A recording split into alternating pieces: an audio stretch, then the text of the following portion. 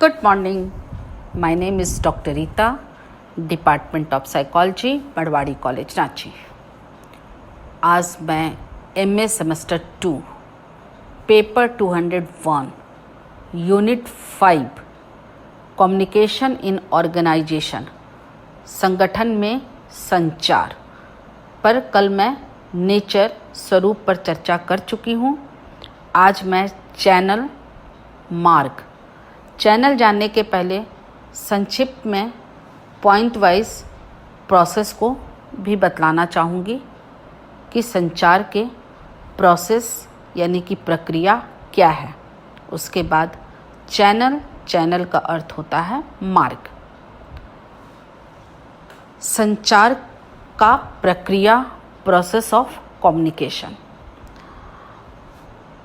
इसमें संचार के 8 प्रक्रियाओं पर चर्चा की गई है। नंबर 1 स्रोत, नंबर 2 इकोडिंग, नंबर 3 संदेश, नंबर 4 मार्ग, नंबर 5 डिकोडिंग, नंबर 6 प्राप्तकर्ता, नंबर 7 फीडबैक, नंबर 8 शोरगुल।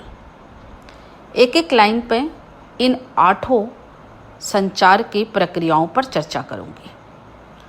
नंबर 1 स्रोत। संचार की शुरुआत करता है यह विचारों, चिंतनों, आवश्यकताओं, इरादों या अनुसूचनाओं को दूसरे व्यक्ति को भेजकर।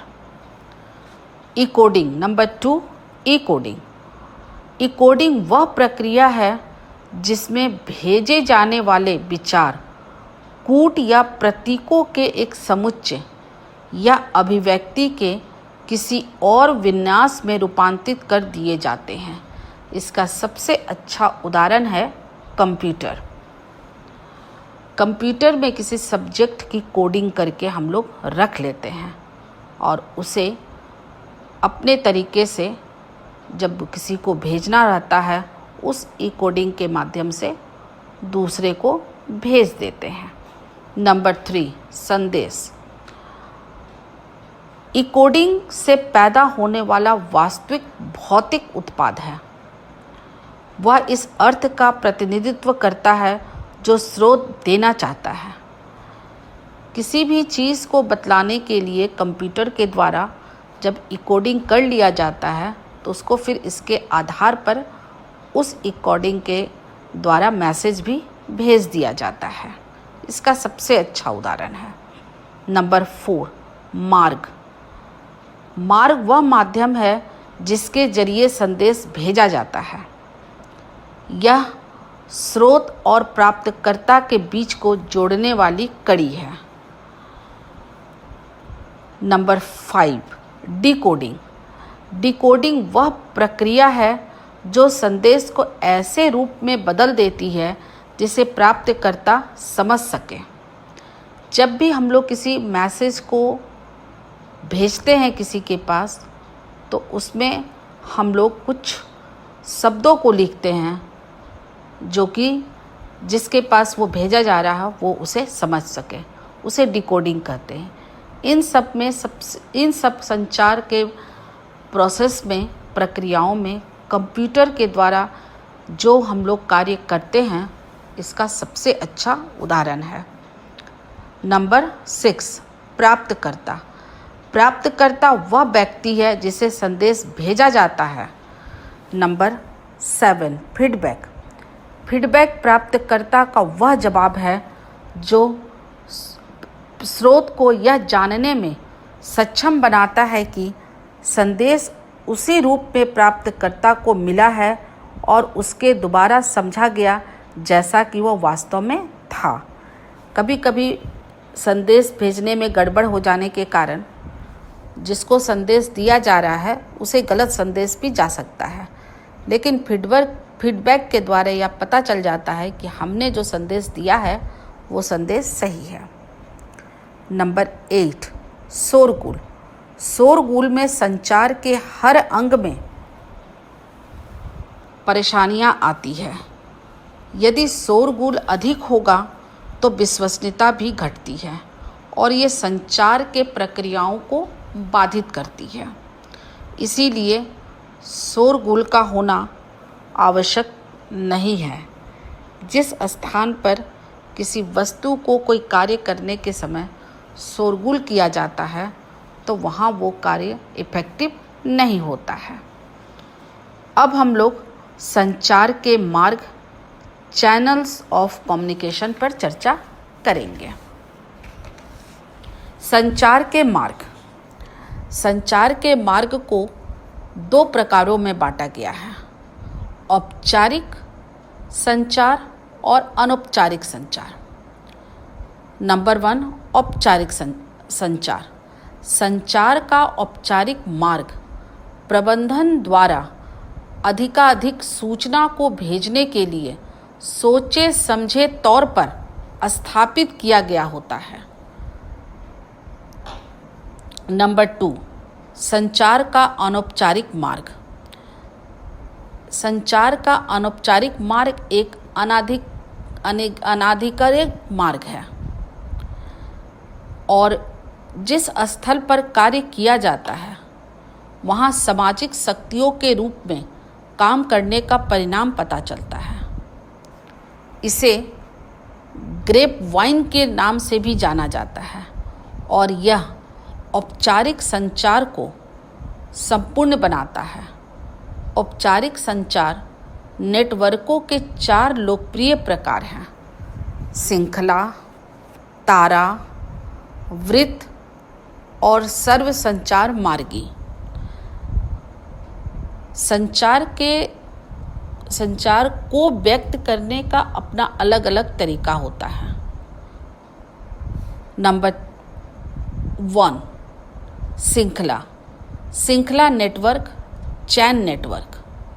चैन नेटवर्क के अंतर्गत सूचना और संदेश एक उच्च स्तरीय संदेश होता है और उसे निर्देशन दिया जाता है कि किस प्रकार से सूचना दिया जाए। उसमें केवल सूचना ऊपर या नीचे जा सकता है, बीच से किसी प्रकार की सूचना को नहीं दिया जा सकता है। लाइन बाय लाइन, जिस तरह से चैन के आधार पर एक के बाद दूसरा, दूसरे के बाद तीसरा, तीसरे के बाद चौथा, ना कि एक के बाद पांचवा, पांचवे के बाद 10वां, ऐसे कोई भी संदेश नहीं दिया जाता है। Number 2, network, star network. इसके अंतर्गत सूचना और संदेश एक नेता अर्थात केंद्रित बिंदु के माध्यम से समूह सदस्यों के बीच प्रभावित होते हैं। समूह सदस्य एक दूसरे के साथ सीधे संचार नहीं स्थापित कर सकते हैं, बल्कि केंद्रीय नली के रूप में उन्हें नेता पर निर्भर रहना पड़ता है। यह सर्वाधिक केंद्रीकृत औपचारिक संचार नेटवर्क है। इसे चक्का नेटवर्क के रूप में भी जाना जाता है। नंबर 3, वृत्त network, circle network. Circle network का अर्थ होता है कि समूह सदस्य सिर्फ पड़ोसी सदस्य से बात कर सकते हैं। सूचना और संदेश समूह सदस्यों के बीच आदान प्रदान किया जाता है, जैसे व्हाट्सएप के द्वारा, फेसबुक के मैसेंजर के द्वारा किसी भी सूचना को सबको भेजा जाता है। इसे सर्किल नेटवर्क कहते हैं। नंबर 4, सर्व संचार मार्गी नेटवर्क, ऑल चैनल नेटवर्क। इसके अंतर्गत किसी समूह के सभी सदस्य एक दूसरे से सक्रिय तौर पर मुक्त रूप से बात कर सकते हैं। यह औपचारिक संचार नेटवर्क का सबसे विकेंद्रीकृत प्रकार है। इसे पूर्णतः जुड़े हुए नेटवर्क के रूप में जाना जाता है, जैसे जूम के द्वारा सर्व संचार किया जा सकता है। हर व्यक्ति एक दूसरे से बात कर सकता है। वीडियो कॉलिंग के द्वारा हर व्यक्ति एक दूसरे से बात कर सकता है। कीथ डेविस ने संगठनों में औपचारिक संचार की परिघटना की जांच की। उन्होंने कहा कि ग्रेप वाइन ख़त्म नहीं की जा सकती, इसे किनारे नहीं किया जा सकता, इसे छिपाया नहीं जा सकता, काटा नहीं जा सकता, बांधा या रोका नहीं जा सकता। अगर हम इसे एक जगह से दूसरी जगह ले जा सकते हैं, अगर हम इसका एक स्रोत इससे काट दें और दूसरे स्रोत पर वो अपने आप चला जाता है, वैसे ही जैसे हम टेलीविज़न सेट पर बैठकर चैनल बदलते हैं, जहाँ समूहों आदमियों का एक समूह इकट्ठा होता है। अनौपचारिक संचार के मार्ग की चर्चा इस प्रकार की गई है। नंबर 1, एकल network, single network. Single network के अंतर्गत सूचना एक दूसरे तक जाती है, अर्थात एक सदस्य दूसरे को, दूसरे सदस्य तीसरे को, तीसरे सदस्य चौथे को, यह सिलसिला जारी रहता है। नंबर 2, गपशप नेटवर्क। इसके तहत सदस्य बिना किसी वस्तु या व्यक्ति का चुनाव किए सूचना का प्रसार करता है, यानी किसी सदस्य के पास सूचना आता है तो वह उसे बिना जाने बिना समझे जिससे भी मिलता है उसे दे देता है। नंबर 3, संभाव्यता नेटवर्क, प्रोबेबिलिटी नेटवर्क।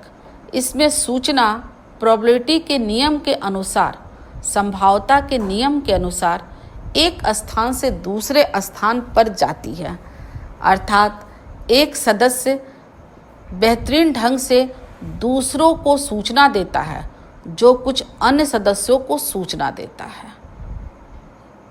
नंबर 4, झुंड नेटवर्क, क्लस्टर नेटवर्क।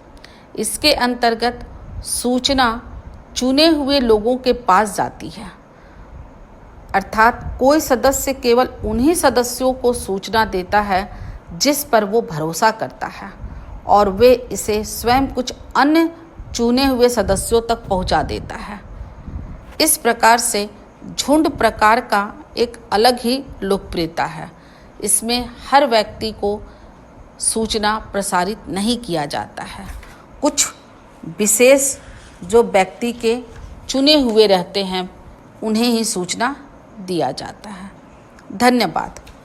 कल के क्लास में मैं सूचना के प्रकार, टाइप्स ऑफ कम्युनिकेशन पर चर्चा करूंगी। घर में रहिए, सुरक्षित रहिए और देश को आगे बढ़ाइए। धन्यवाद।